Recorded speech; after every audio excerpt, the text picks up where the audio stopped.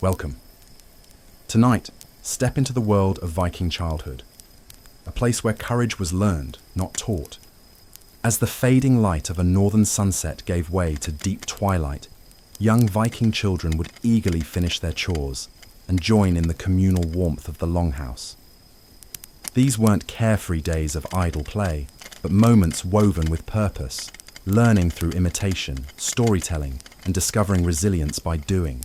From their earliest years, they helped gather eggs, tend livestock, and sit beside mothers spinning wool or weaving garments. Girls were guiding their hands by a loom, while boys might tag along fishing or practicing with wooden bows. By 6 or 7, both would be entrusted with simple tools, even knives. Guided, yes, but trusted enough to be shown how to use them responsibly. This practical upbringing went hand in hand with play that often mirrored adulthood. Toy ships, miniature weapons, and even board games like Tafel taught strategy, coordination, and the art of decision-making, all vital attributes in their world, Vaya. Physical games, climbing, wrestling, playful skirmishes, taught cooperation, spatial awareness, and mental toughness. This wasn't reckless roughhousing, but cultivating confidence and readiness to meet real challenges.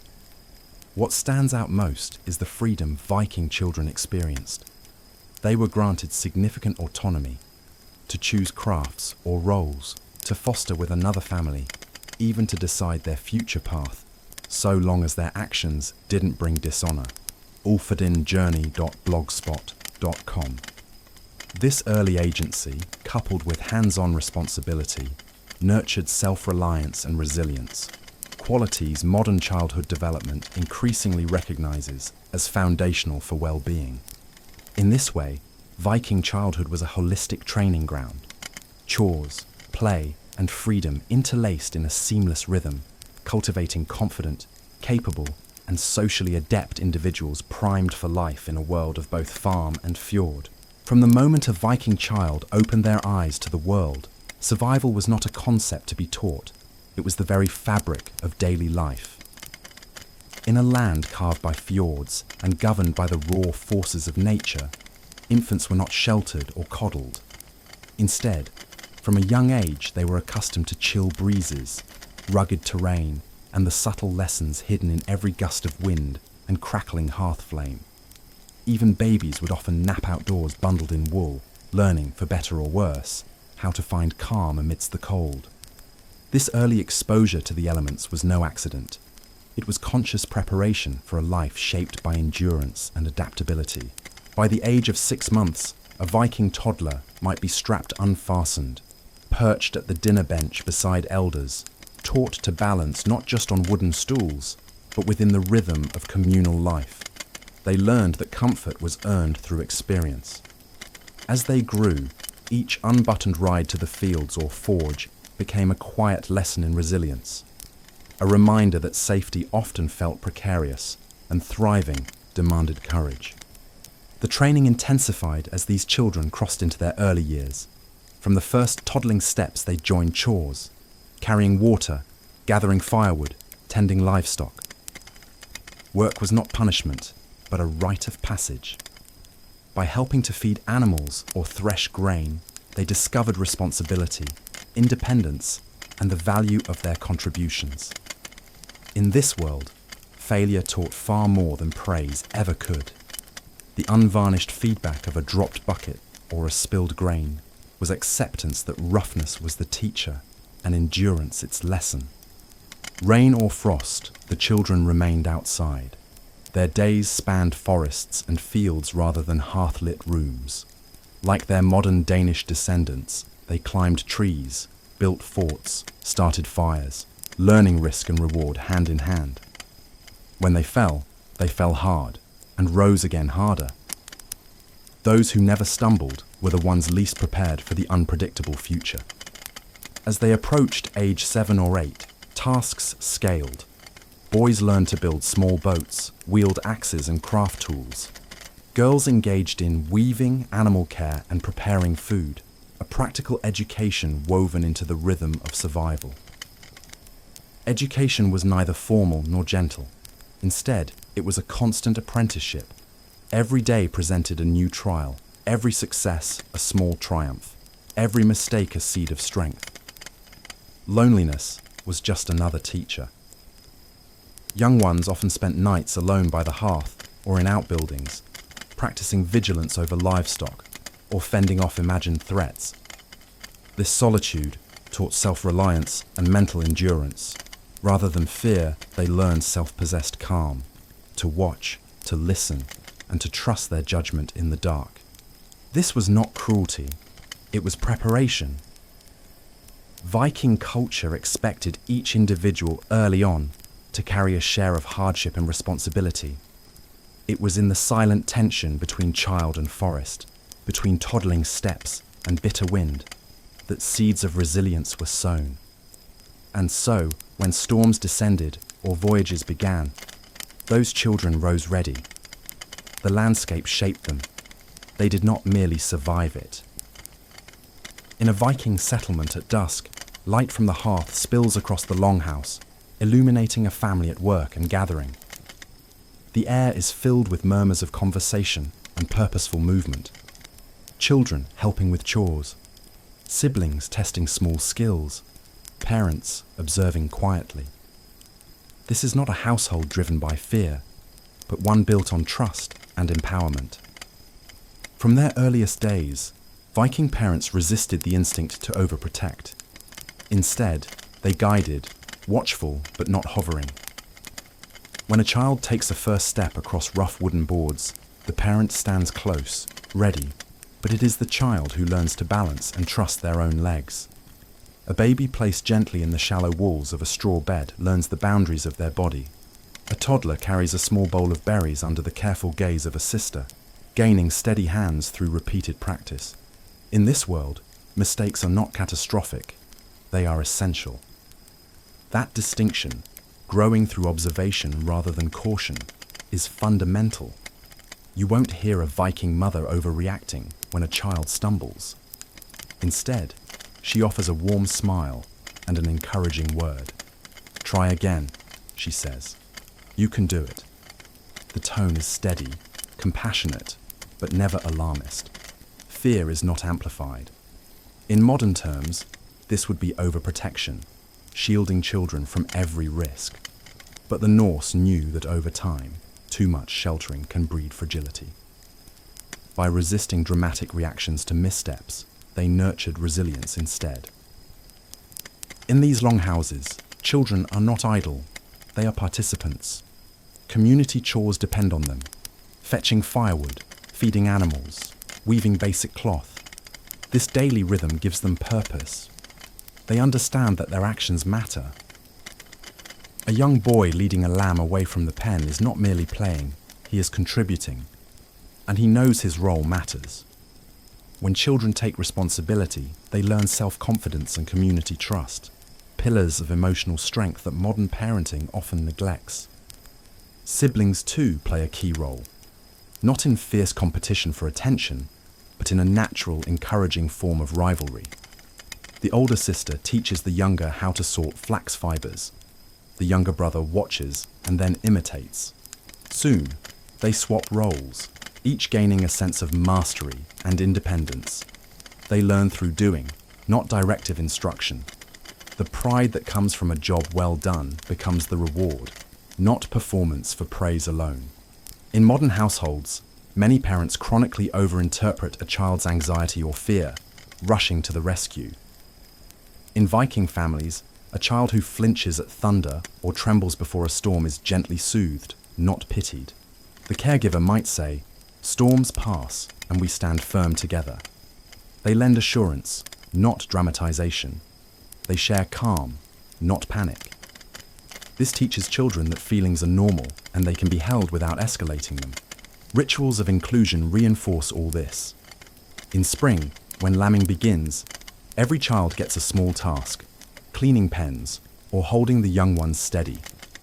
They move from watching to doing. And yes, mistakes happen. Pins are misplaced. Birds escape. But each error brings a lesson, not scolding. The community shares responsibility. No one is shamed. Instead, a father might say, We all learn, and another sibling might offer help. Mistakes are communal, not personal, making growth a shared journey. Contrast this with modern society's tendency toward dramatizing even common childhood fears. A scraped knee becomes a tragedy. A sibling disagreement is branded trauma. In many homes, children are told to use their words before they've been allowed to face discomfort without crisis. The Norse approach was different. Emotional growth came through lived experience, not over-analysis. They passed through challenges without overreacting, without stories about tragedy or storms they couldn't weather. Their attitudes extended beyond the household. In the village, every youth was seen as a future farmer, sailor, warrior, or artisan.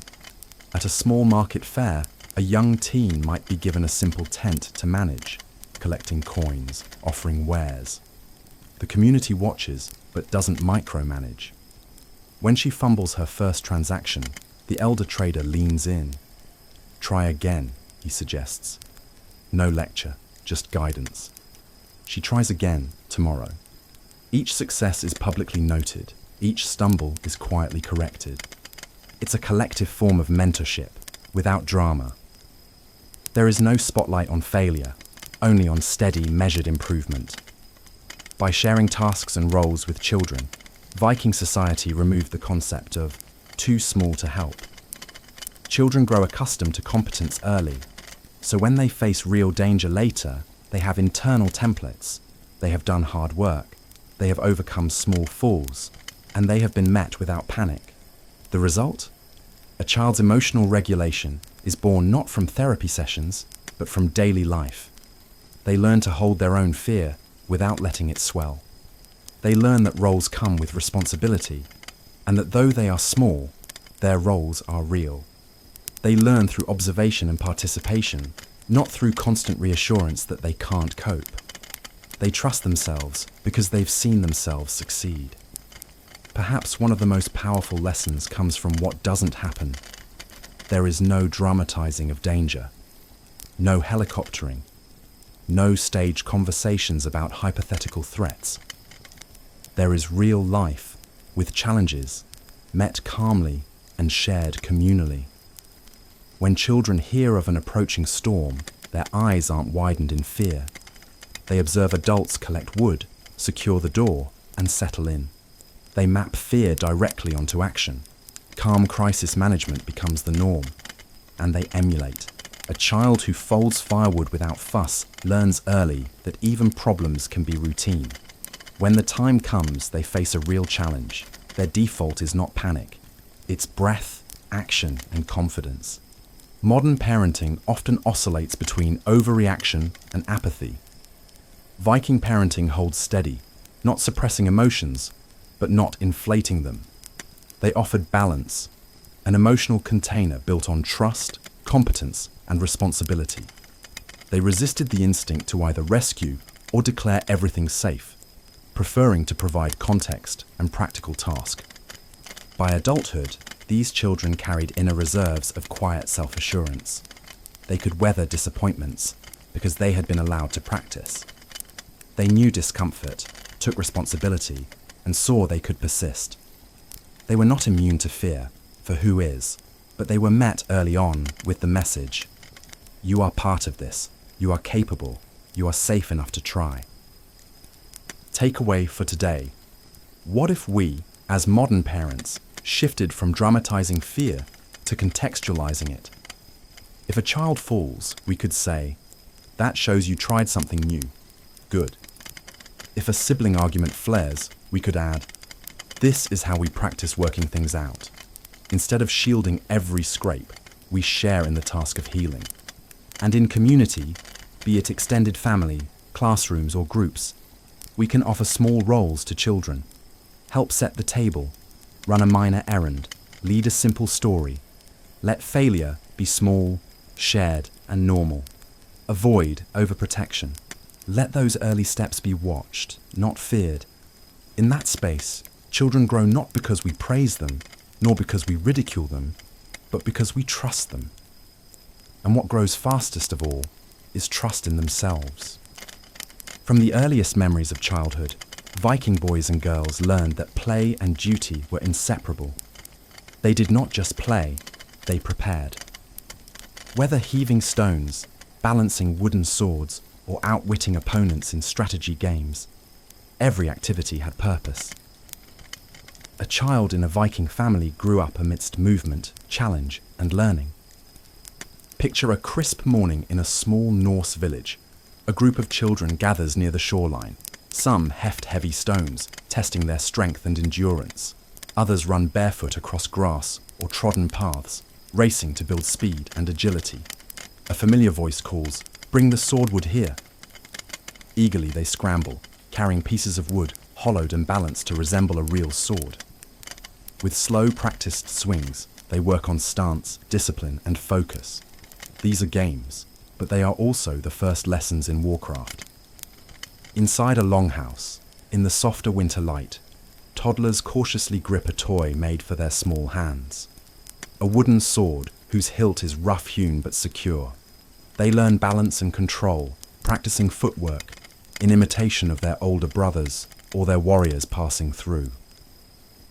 This early introduction isn't play for its own sake, nor dangerous instruction. It's carefully guided, physical education. Their parents watch nearby, correcting holds, praising good posture, quietly steering each child toward confidence.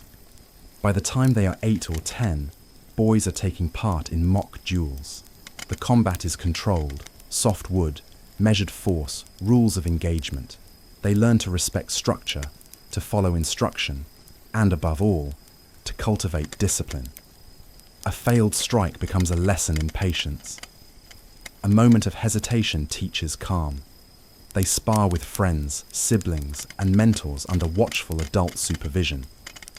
Each session lasts until lungs burn and forearms ache. Exhaustion is welcomed, not feared, because it marks progress. Girls, too, participate in physical games. Their training often differs but remains just as purposeful. They might not wield swords, but they carry water, stack logs, carry heavy pots. They run tasks that build endurance, balance, and resilience. In one playful ritual, a group may race to deliver firewood from a nearby stack. In another, they test dexterity by balancing spinning tops, practicing the finger agility required for weaving or handling sharp tools. Every action, every movement builds strength and capacity. Village-wide contests punctuate the seasons. In summer, young warriors gather near ponds or frozen lakes for Natlica, a rough ball and stick game that resembles early hockey. Scrums form, sticks clash, bodies collide. There are no official referees, but lessons emerge. Coordination matters, but so do strategy, teamwork, and physical courage. The children who excel in Natlica acquire early respect. Their victories are quiet but deeply felt. Another battlefield is the field of Hnefatafl, the Viking King's Table, a strategy board game carved from wood, bone, or antler. Boys and girls sit cross-legged in the grass or at the hearth, studying the board's squares. They learn about defense and offense, sacrifice and patience. They train their minds as vigorously as their bodies. Playing Hnefatafl, they internalize the rhythms of battle, misdirection, traps, retreats, decisive moves. Adults often sit among them, offering subtle suggestions, telling stories of old heroes to illustrate tactical points. The combination of mental acuity and social mentorship deepens their understanding of leadership, planning, and honor. Parents understand that not every child will grow into a warrior. Some will become craftsmen, traders, farmers, or healers. But the qualities learned playfully, discipline, perseverance, respect, responsibility, prepare all for adulthood. If a boy shows a preference for crafting tools over swinging a sword, his foster father or uncle might take him under wing. Early apprenticeship begins at home. The farmstead becomes school, workshop, and training ground. Across their youth, morning routines follow the same rhythm. Vigorous work during daylight, warmer fireside moments as twilight approaches. Games might continue in those quieter hours, throwing small stones at targets, lifting logs, testing siblings. These are neither frivolous nor idle, they are tests of mettle. When a child lifts a heavy timber or lands a precise strike in a practice duel, they hear the praise not of joyless strictness, but tempered approval. Well done, my child, you grow strong. What sets Viking childhood training apart is how it integrates game and seriousness without contradiction. A mock battle, even with wood, is taken seriously. Rules must be honoured, wounds treated with broth and bandage, rivalries managed with dignity. These games come with emotional stakes, pride, determination, respect. The village watches. The child learns that courage includes fairness, that strength includes compassion, that victory includes humility. Seasonal festivals heighten the stakes. On Yule or summer gatherings, demonstration matches serve as showcases. A boy who holds his own in Natalaika may earn a nod, a smile, or a token of approval, a feather, a carved piece of bone, an honorary title in front of family. These moments reinforce communal values: bravery, fairness, perseverance, solidarity. A child's accomplishments reflect not just personal skill, but family honor.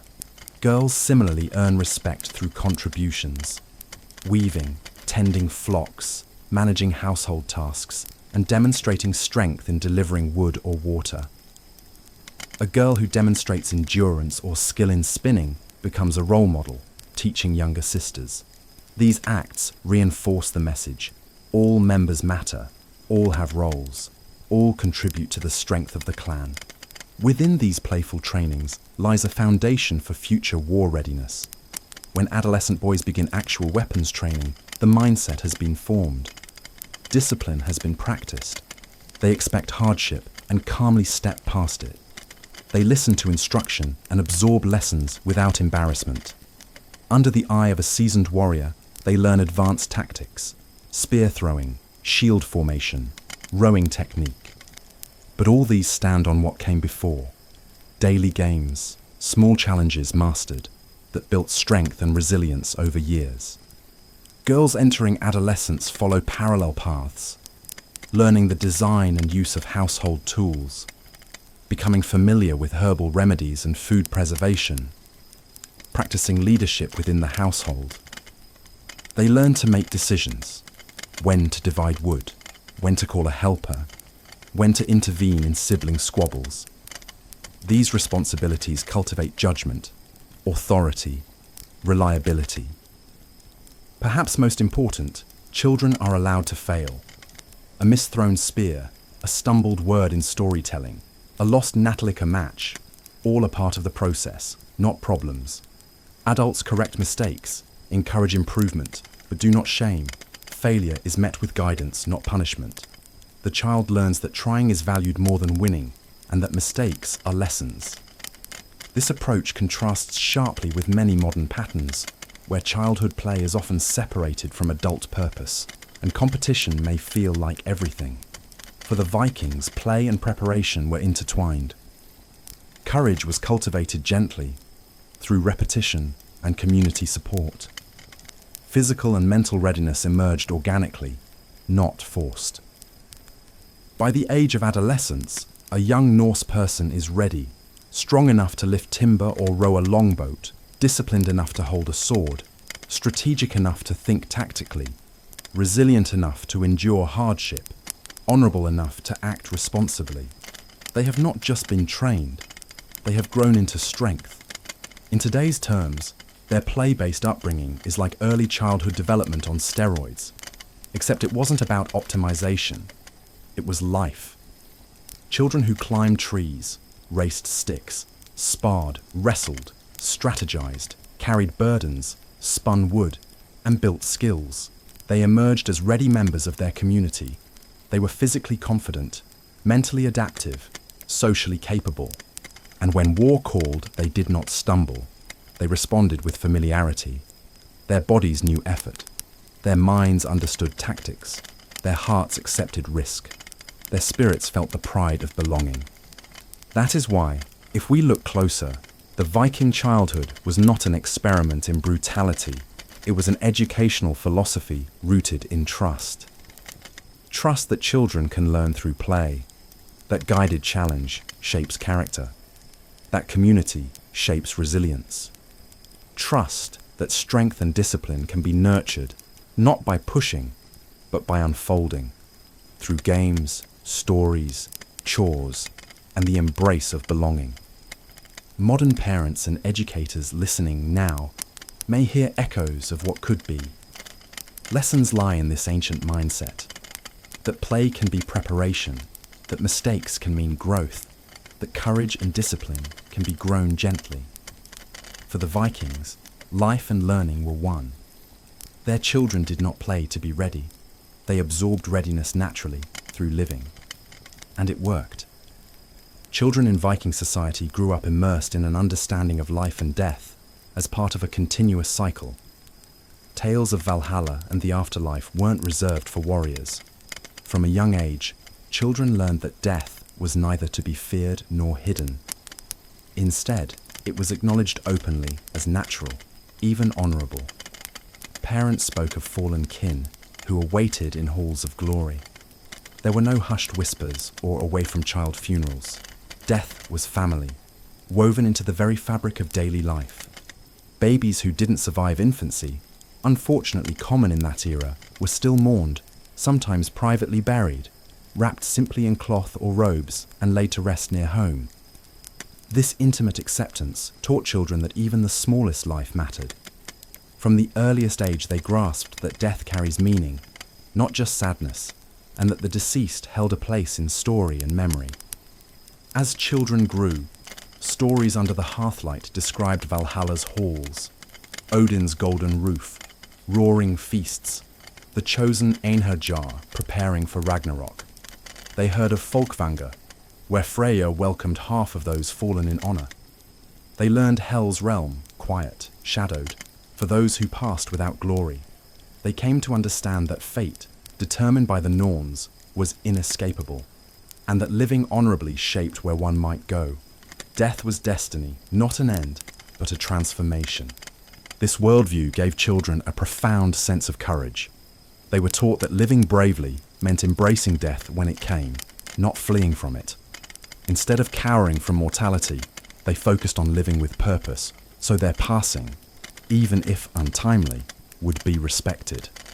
The sagas describe children betting small spoils on who might fall first in daring games, not in callousness, but as a rite of honor and acceptance.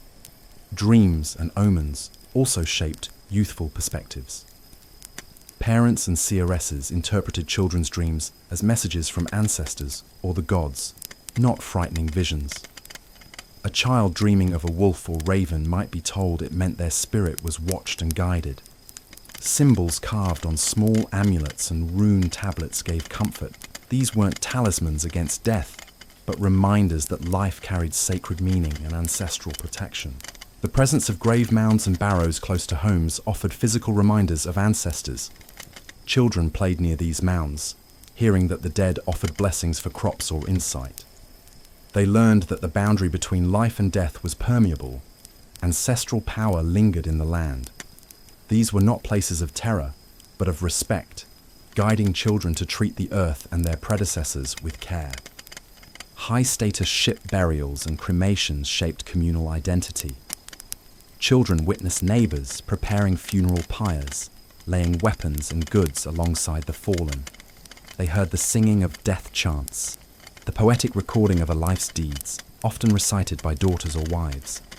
In these rituals, children saw loss and reverence intertwined. They saw death as both a personal goodbye and a public celebration of legacy. Human sacrifice, though rare, taught lessons of loyalty and duty. Slaves or thralls sacrificed with their masters were seen not as victims, but as honored companions in the journey beyond. Children learned that loyalty in life extended into death, that the afterlife mirrored commitments made on earth.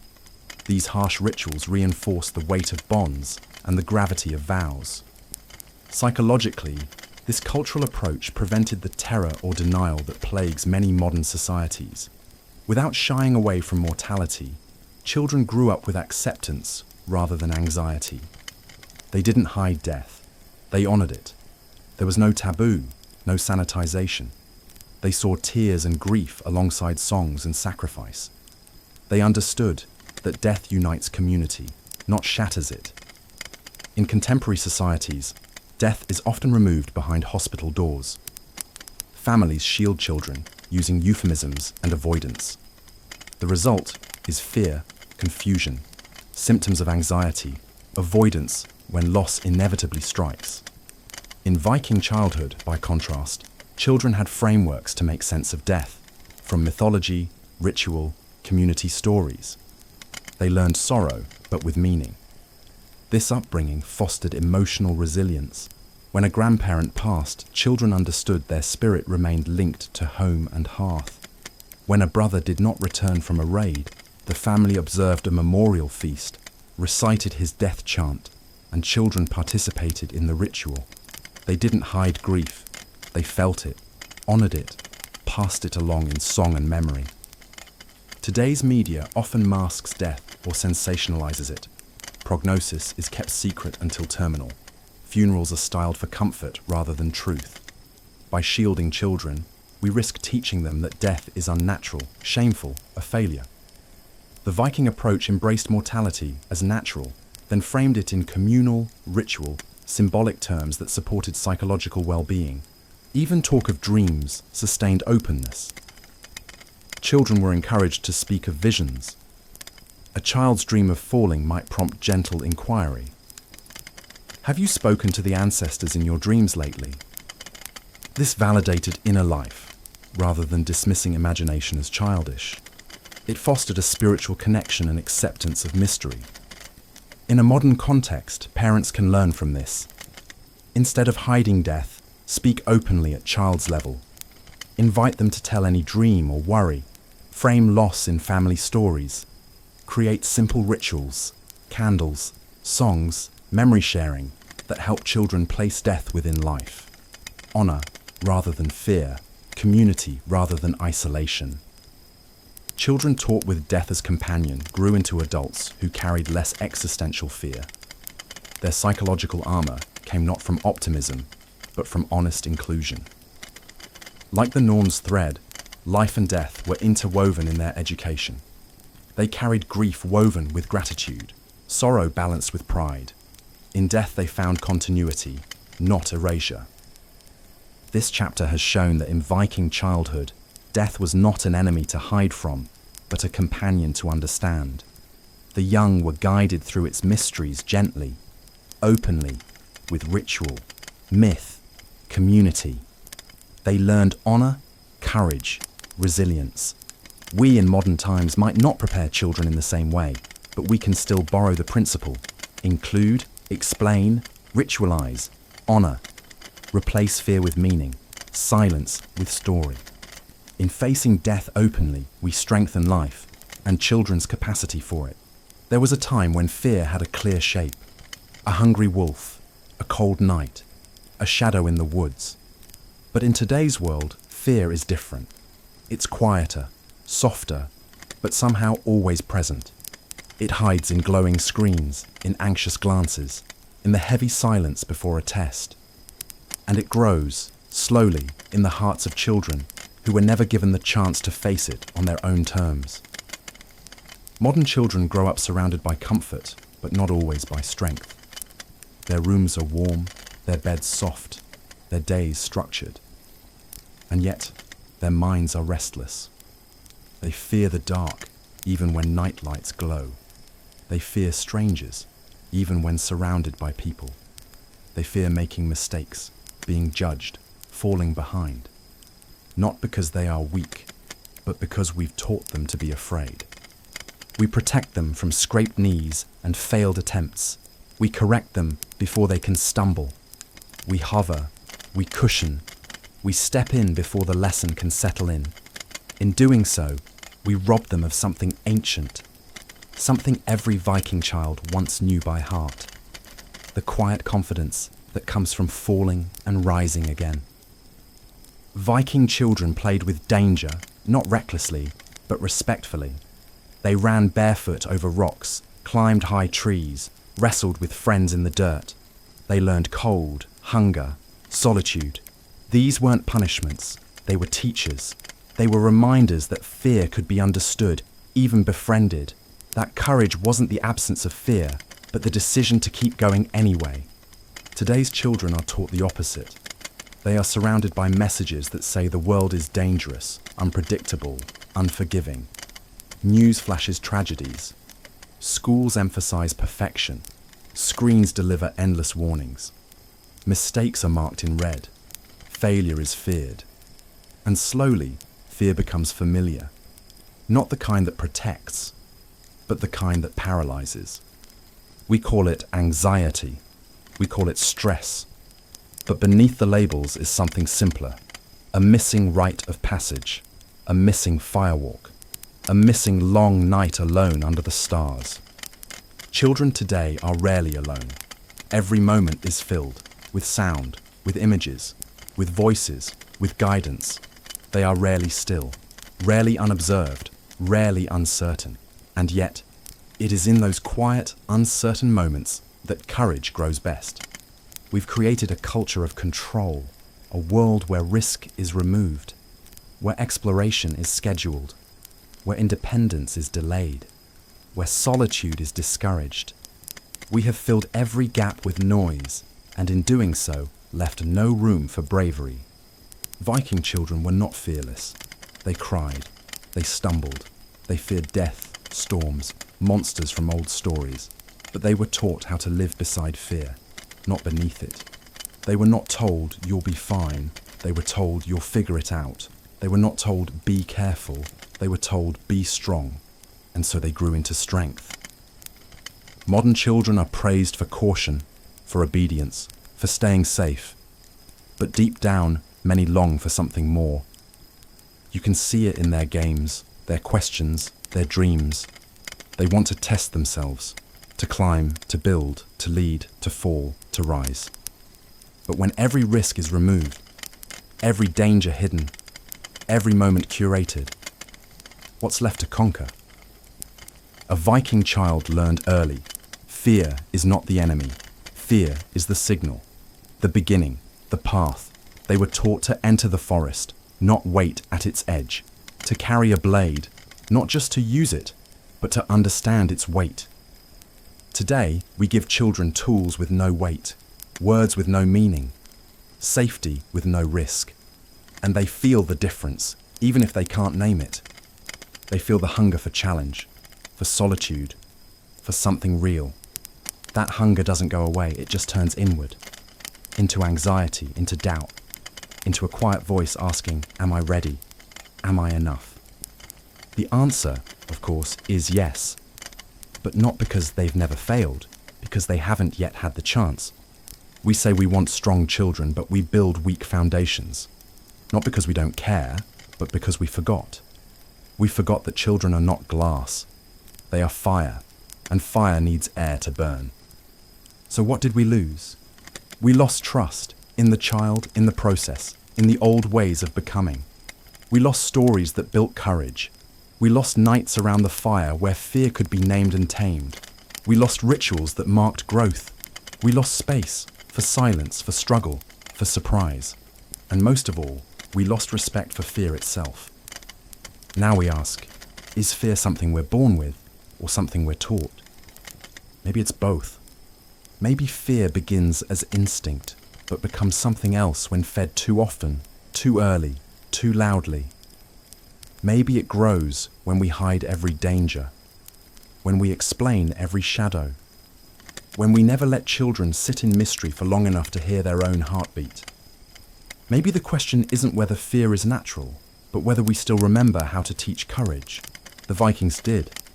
They didn't protect their children from the world. They prepared them for it. They didn't teach them to avoid fear.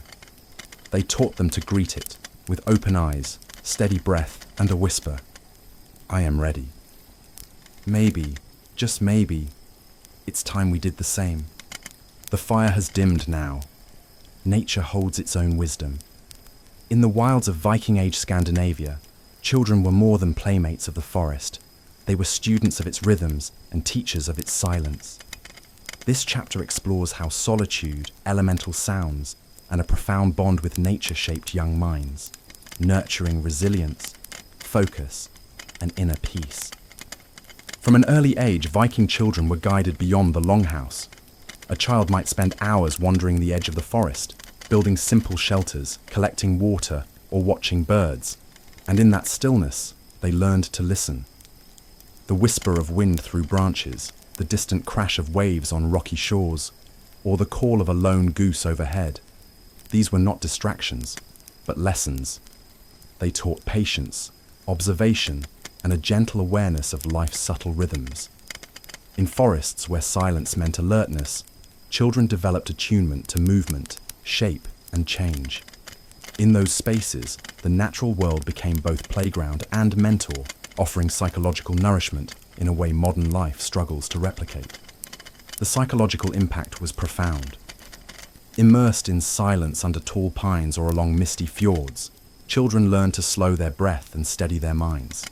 They became comfortable with emptiness and solitude, qualities that fostered creativity, calm, and self-reflection. Practices we recognize today as mindfulness were embedded in daily life. In these moments, a young mind shaped itself with stillness, discovering that peace could come not from noise or guidance, but from within. Contrast that with modern childhood, where screens, schedules, and social feeds dominate. Studies show increased attention problems, anxiety, and a restlessness tied to constant stimulation. Children today often carry an inner tug-of-war between digital distraction and a yearning for quiet, yet few have the opportunity to simply sit in a forest and do nothing, to test their boundaries without guidance or applause. Viking children had that space by default, unstructured, unsupervised, but safe within their community. This connection to nature brought further benefits. Research shows that children who spend time in natural settings develop stronger emotional regulation, greater empathy, and improved problem-solving skills. A tree fall blocked their path. They found a way around. A sudden storm? They built shelter. Each day became a puzzle solved through patience and trial, a contrast to instant gratification from apps and autoplay videos. There is something elemental in the sound of waves against rocks. For Viking children growing up near the sea, the rhythm of tides was a lullaby and a teacher. They learned that time could be measured not by clocks, but by natural pulse, ebb and flow, ebb and flow. That constant reminded them of life's cycles, emergence, retreat, return. The wind against their faces stirred courage against uncertainty. The chill spray of sea air sharpened attention. The stretch of open sky nourished a sense of possibility. They understood that they were part of something larger than themselves. We might call this minimalism, a life stripped of excess, focused on essentials.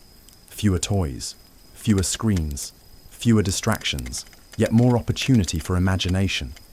A stick became a sword, a moss-covered stump, a castle tower, a brother's role play, a community performance. In that minimal setting, creativity thrived. And in solitude, introspection blossomed. A child left to think in the forest, learn to entertain their mind, cope with quiet, and form identities rooted in self, not in external validation. By contrast, modern childhood often includes noise by necessity, background music, TV on for comfort, devices for company. Silence becomes unusual, even uncomfortable. Yet silence is not just absence of sound, it's space. Space to breathe, to notice, to ponder, to hear one's inner voice. Viking children had natural permission to occupy that space. Today, we must intentionally carve it out. What can we learn then? Not to mimic Viking life, but to adapt its principles. Encourage unstructured outdoor time. Let children explore, question, wonder without agenda. Even city parks can become classrooms of quiet curiosity. Reclaim silence. Even a few minutes of undirected quiet before sleep or after school can build mental resilience. Embrace minimal tools. Fewer playthings can spark richer imagination, or let collected stones, sticks, and leaves become tools of creative play. Lean into natural rhythms. Help children feel the pulse of seasons, weather, day and night. Let them know it's normal to slow down in winter, wake with the sun, rest when the moon rises. Of course, safety matters. But within safe bounds, solitude and silence can become powerful teachers. They help children discover their limits, resilience, and capacity for wonder. They learn to be with themselves, and that becomes a refuge when the world grows loud or demanding. In an age when attention is the currency of distraction, quiet becomes radical. When phones buzz, screens flicker, and voices compete for time, the simple act of stepping outside alone becomes an act of rebellion and a gift to the growing mind. By weaving minimalism and nature into childhood, we offer tools not found in textbooks: self-reliance, calm focus, creativity born of space, and a relationship with silence that modern life so often crowds out. Viking children didn't need to study mindfulness. They lived it under wind-whispered trees and beside crashing waves.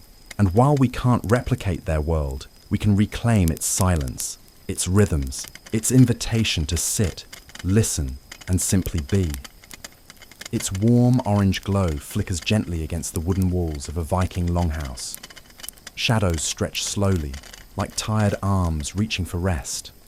The wind outside hums low, brushing against the thatched roof like an old friend saying goodnight. Inside, silence begins to settle. Thick, soft, like fur blankets laid over thoughts. Children lie curled under woven cloaks. Their breath rises and falls in quiet rhythm, matching the gentle creak of timber above. A father checks the hearth one last time. A mother tucks a braid behind her daughter's ear. Someone hums, not a song of battle, but of warmth, of home, of peace. This is not a time for stories of giants or gods. Not now. Tonight, the tales have been told. The wooden sword rests beside a pile of stacked stones. The game of strategy remains unfinished on the floor. The training is done. The tests are over, and the brave have earned their rest. In this quiet stillness, something ancient stirs, not loudly, but gently, like a whisper moving through the bones of the house. It says, "You are safe. You are warm. You are not alone." Perhaps every child is born with a little Viking soul, brave enough to explore darkness, curious enough to ask questions no one has answers for, strong enough to fall and get up again, calm enough to face the storm, wide-eyed, wondering what's beyond the waves. Perhaps deep inside, all children begin with fire in their hearts and adventure in their bones. But something happens, not all at once, slowly. We soften them too much. We hide the wind. We dim the stars. We replace firelight with blue light, stories with warnings, wonder with worry. Not because we mean harm, but because we forget. We forget that courage grows not in comfort, but in the quiet spaces where challenge lives. Yet the memory of strength never truly leaves. It waits, beneath the skin, behind the eyes, in every breath a child takes when they're just a little bit scared, but keep going anyway. Maybe that's why they love to run barefoot, to balance on curbs, to climb trees, to test boundaries. Not to rebel, but to remember. To remember that once, long ago, childhood was full of frost and flame and stars. That once, being small didn't mean being afraid. So now, here, in this longhouse of memory and story, you're invited to rest. Feel the weight of the day drift from your shoulders. Let your heartbeat slow, like the tide retreating from the shore. The embers still glow, enough to warm the space, not enough to wake you. The breath of your ancestors is all around you, woven into the air, humming in the wood. You are brave, you are whole, you are exactly as you should be. Tonight you don't need to fight or prove anything. There are no tests left to pass, no fears to chase, only quiet, only stillness, only the sound of your own breathing and the feeling of being carried by the past, by the stories, by the quiet strength already inside you. Close your eyes. Let the night cradle you like the sea once cradled the ships of your ancestors. Let the wind carry you gently to dreams where you remember who you are and always were. Sleep now, little Viking. You have nothing left to fear.